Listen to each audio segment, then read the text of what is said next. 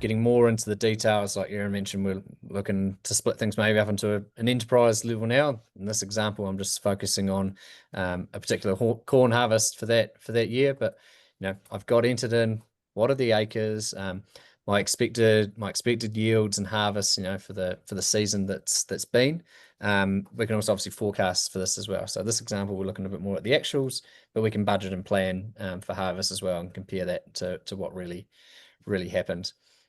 What you then start to do though is you can allocate specific transactions into those harvest centers as well. So in this case, I'm looking at my monthly irrigation bill. I've allocated that water cost as it's been reconciled in the bank account. I can see what does that look like at a per unit level, at a per acre level, and then obviously just at a total dollar value.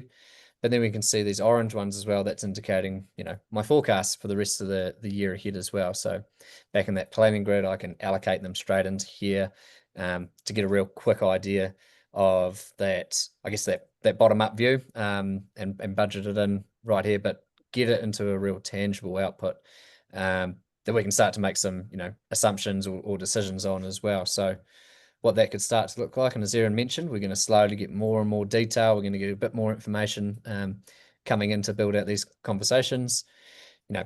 I've drilled into here some specific field information. Well, how does that work at $1 per acre and $1 per bushel level across that crop? And how does that look over the rest of the season as well? So I'm looking at estimated profits and break evens in a really tangible way, but taking that data that we've already got, we've reconciled the bank account, we've allocated it into that specific production center and getting an idea of our real per bushel understanding. If you look at livestock, obviously we're doing it at a per head level and inputting those movements from different cattle and livestock across the farm. Well, how do those real transactions allocate and getting an understanding of my gross profit over the rest of that year as well. So the key thing to obviously understand is that, we're really starting to get a detailed understanding at a high level of, where is the money actually going? There's something you always hear farmers might say, well, I feel like I've been told I made money at a P&L level, but there's nothing in the bank account.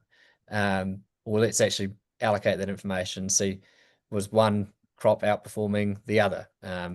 Did we overspend on something that we hadn't particularly forecast, for that year? So it's just getting a little bit more granular, but only with this a little bit more production information to get to, again, all the stuff that we've already covered so far in basic planning, but now we're starting to get into some real farm specific tangible outputs that should hopefully allow you to go and make a decision, to support those clients over the course of a season and keep on top of it as well.